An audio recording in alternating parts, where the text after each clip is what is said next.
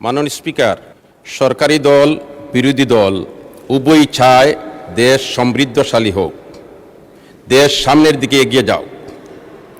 সরকারি দল যে সমস্ত সিদ্ধান্ত নেবে, গঠনমূলক সিদ্ধান্ত যেগুলো হবে, বিরোধী দল সহযোগিতা করবে। এটা আমাদের বিরোধী দলীয় প্রধান প্রথমেই বলে দিয়েছেন। আর দুর্বল সাইড যেগুলো থাকবে, এগুলো নিয়ে আলোচনা পর্যালোচনা হবে, সঠিক সিদ্ধান্ত বেরিয়ে আসবে। এইটাই হচ্ছে সৌন্দর্য। এবারের বাজেট একটি লুণ্ঠিত ও বিপর্যস্ত অর্থনীতির উপর দাঁড়িয়ে করতে হয়েছে, যা ছিল যে কোনো সরকারের জন্য খুবই কঠিন একটি কাজ। এই বাজেটে প্রশংসনীয় অনেক কিছু আছে এবং কিছু দুর্বলতাও আছে। যেমন বাজেটে আইসিটি খাতের উন্নয়ন, শিক্ষা প্রতিষ্ঠানে মিড ডে মিল চালু, আন্তর্জাতিক ভাষার বাইরে তৃতীয় একটি ভাষা শিক্ষার সুযোগ তৈরি এবং ফ্রিল্যান্সারদের আয় করমুক্ত রাখার মতো উদ্যোগগুলো প্রশংসনীয়। বিনিয়ন্ত্রকরণ এবং সাশ্রয়ী সহজীকৃত ব্যবসার পরিবেশের কথা বলা হলেও যেভাবে ট্যাক্সের জালে ক্ষুদ্র ব্যবসায়ীদের আটকানোর কথা এসেছে তা উদ্বেগজনক। ক্ষুদ্র ব্যবসার ক্ষেত্রে ঋণ বা ব্যাংক অ্যাকাউন্টের ক্ষেত্রে ঋণ বাধ্যতামূলক করার সিদ্ধান্ত নেওয়া হয়েছে, যার কারণে ক্ষুদ্র ব্যবসায়ীরা দিশেহারা। আমি এই সিদ্ধান্ত প্রত্যাহারের আহ্বান জানাচ্ছি।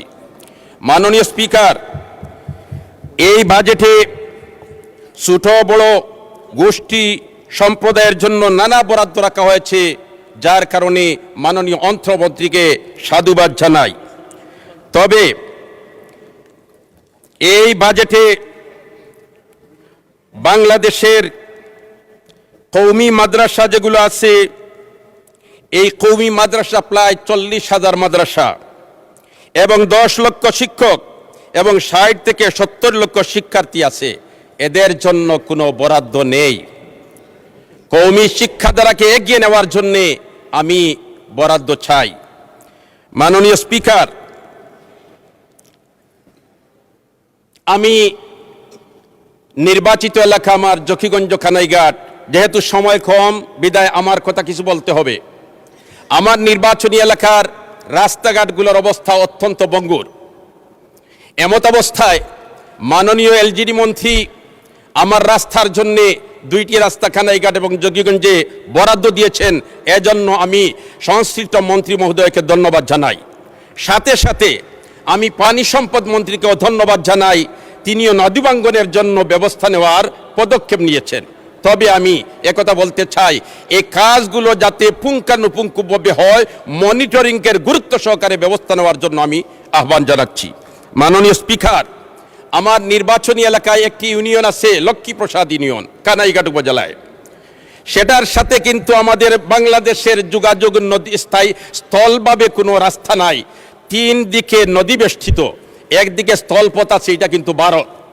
এমত অবস্থায় তাদের জন্য লক্ষ্মীপ্রসাদ ইউনিয়নের সুরমা নদীতে একটি ব্রিজ তৈয়ার করা সময়ের দাবি। এজন্য এই ব্রিজটা যাতে অনতিবিলম্বে তৈরি করার ব্যবস্থা করার সিদ্ধান্ত নেওয়া হয়, আমি সংশ্লিষ্ট মন্ত্রণালয়কে আপনার মাধ্যমে সবিনয় অনুরোধ করছি। মাননীয় স্পিকার, ইমাম মুয়াজ্জিনদের জন্য কল্যাণ ভাতার ব্যবস্থা করা হয়েছে।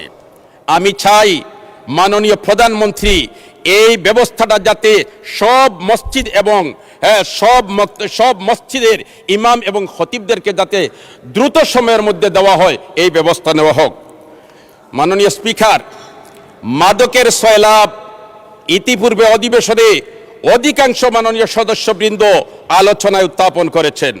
এই মাদককে নির্মূল করার জন্যে, মাদকের এই সয়লাভ থেকে বাংলাদেশকে পরিত্রাণ দেওয়ার জন্যে বাজেটে আমি মনে করি স্বরাষ্ট্র মন্ত্রণালয়কে আরও কিছু বাজেট বরাদ্দ বৃদ্ধি করা হোক, যাতে করে বাংলাদেশ থেকে মাদকের সয়লাভ সরানো যায়।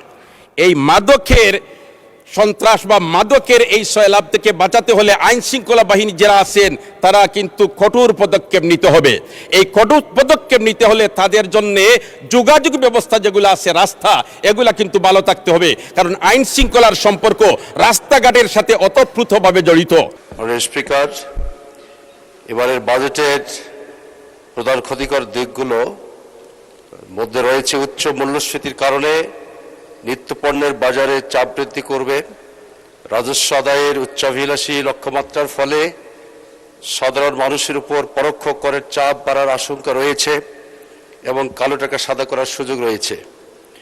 অর্থনীতিবিদদের মতে এবারের বাজেটে যেসব বড় ঝুঁকি ও নেতিবাচক প্রভাব রয়েছে তা হল মূল্যস্ফীতি নিয়ন্ত্রণ ও নিত্যপণ্যের চাপ। বিশেষজ্ঞদের মতে নিত্যপণ্যের বাজার এমনিতেই অস্থির, যার ফলে সাধারণ মানুষের জীবনযাত্রার ব্যয় ও সংসারের খরচ মেটানো কঠিন হয়ে পড়বে।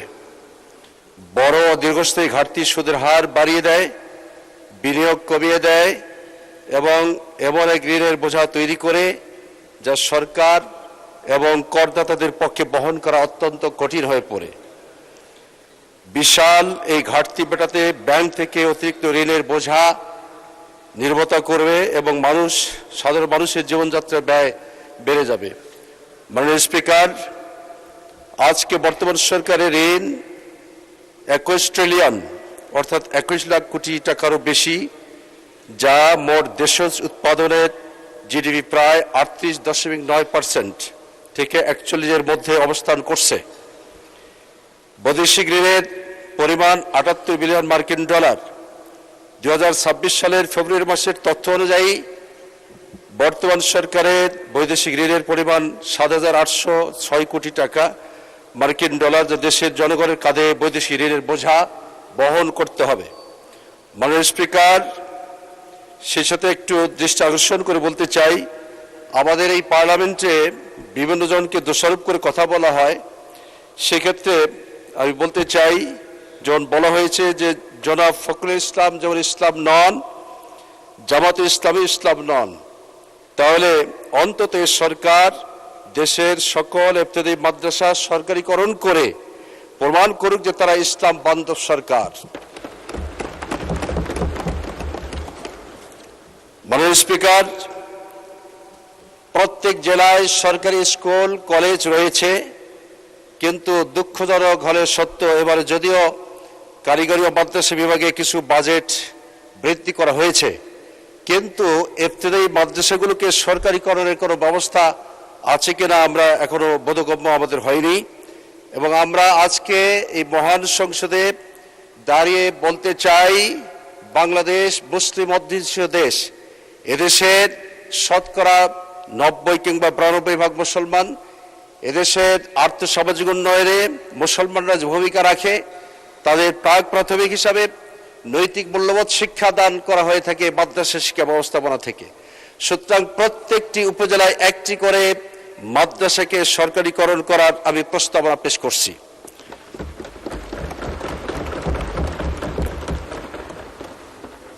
মাননীয় স্পিকার, একটা গল্প বলতে হয়, চাইলন এবং সুচ এর কথোপকথন। চাইলন সুচকে বলে যে তোমার পাছায় তো ফুটা, তুমি আবার বড় কথা বলো কিভাবে? সুচ চাইলনকে বলে, চাইলন রে, তুমি শুধু আমার একটা ফুটা দেখো, কিন্তু তোমার পাছায় যে হাজারো ফুটা তোমার মুখে।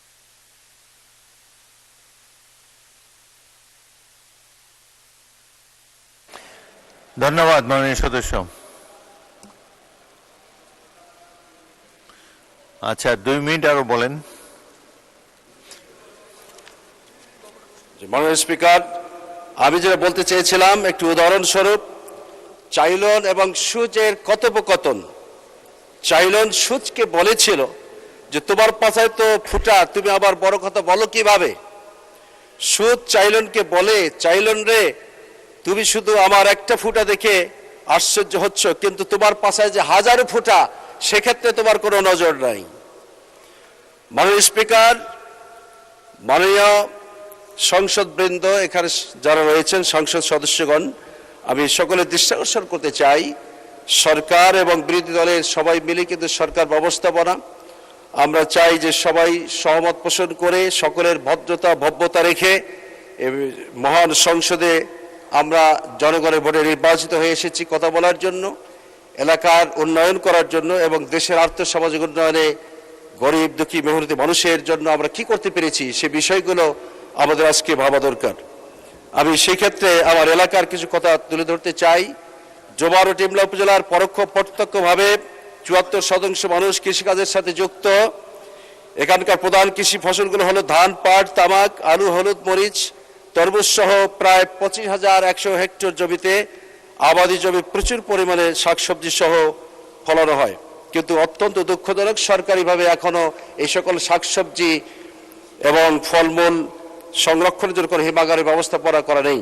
আমি বিনয়ের সাথে অনুরোধ করি, সরকার বাহাদুর অন্তত পক্ষে ডোমার কিংবা ডিমলা বিলে একটি শাকসবজি সংরক্ষণের জন্য হিমাগার স্থাপনের জন্য প্রস্তাবনা রাখছি। মাননীয় স্পিকার, সময় আমার জানা মতে 5 মিনিট দেওয়া হয়েছিল, 1 মিনিট কমেছে। তারপরেও আমি আশা করব, আমার পূর্বে একজন মাননীয় সংসদ সদস্য সংরক্ষিত আসনের, উনি দফায় দফায় সময় চেয়েছেন। আমি আশা করব অত বেশি না হলেও আমাকে কিছু সময় দেবেন, কিছু কথা বলতে হবে। মাননীয় স্পিকার, আপনাকে ধন্যবাদ। আমাদের এবারের বাজেট স্বাস্থ্যগত দিক থেকে নাদুস নুদুস হলেও কিছু কিছু ক্ষেত্রে পুষ্টিহীনতা লক্ষণীয়, যা অস্বীকার করবার কোনো সুযোগ নেই। মাননীয় স্পিকার, আমরা জাতিগতভাবে অনেক সীমাবদ্ধতা থাকা সত্ত্বেও অনেকাংশে আমরা উচ্চভিলাষী। ঋণ করে টিভি ফ্রিজ ক্রয় করি, আবার কিস্তির টাকা নিয়ে অহরহ হর হামেশায় গৃহদ্বন্দ্ব, কোনো কোনো ক্ষেত্রে বিচ্ছেদ, কোনো কোনো ক্ষেত্রে রক্তপাতও ঘটছে। এবারের বাজেট সেই জাতিগত উচ্চবিলাসীর ঐতিহ্য থেকে বের হতে পারেনি। মাননীয় স্পিকার, বাজেটের ভালো দিক অবশ্যই আছে, যা অস্বীকার করবার সুযোগ নেই, কিন্তু একটি বাজেটের প্রকৃত মূল্যায়ন তার দুর্বলতা চিহ্নিত করার মাধ্যমে জাতীয় অর্থনীতি, রাজস্ব, বিনিয়োগ, কর্মসংস্থান ও সাধারণ মানুষের বাস্তবতা বিবেচনায় এই বাজেটের যে দুর্বলতাগুলো তা আমি আপনার সামনে উল্লেখ করছি। বাজেটের আকার বড়, কিন্তু বাস্তবায়নের সক্ষমতা লক্ষণীয় নয়। রাজস্ব আদায়ের লক্ষ্য অত্যন্ত উচ্চবিলাসী, যেহেতু সময় কম তথ্য দিচ্ছি না। যেখানে বর্তমান রাজস্ব কাঠামোতেই ঘাটতি রয়েছে, সেখানে এত বড় লং জাম্প বাস্তবসম্মত নয়। মূল্যস্ফীতি কমানোর লক্ষ্যে বাস্তবতার সঙ্গে পুরোপুরি সামঞ্জস্যপূর্ণ নয়। কর্মসংস্থান নিয়ে সুস্পষ্ট রোডম্যাপ নেই। বাংলাদেশের সবচেয়ে বড় সংকট এখন বেকারত্ব, কিন্তু বাজেটে সবচেয়ে বড় অগ্রাধিকার সেই বেকারত্ব কি রয়েছে? বেসরকারি বিনিয়োগ বৃদ্ধির বাস্তব কৌশল স্পষ্ট নয়। ব্যাংকিং খাতে সংস্কারের স্পষ্ট রূপরেখা এখনো সীমিত। খেলাফি ঋণ কমবে কিভাবে, এ বিষয়ে এখানে সমাধান স্পষ্ট নয়। মধ্যবিত্তের জন্য স্বস্তি সীমিত। বাড়ি ভাড়া বেড়েছে, শিক্ষা ব্যয় বেড়েছে, চিকিৎসা ব্যয় বেড়েছে। কৃষি এখনো প্রাপ্য গুরুত্ব পাচ্ছে না। উন্নয়ন প্রকল্পে অপচয়ের ঝুঁকি, ঋণ নির্ভরতা নিয়ে উদ্বেগ, স্বাস্থ্য ও শিক্ষায় কাঠামোগত সংস্কার অনুপস্থিত। বাজেটে আশাবাদ বেশি, ঝুঁকি বিশ্লেষণ কম।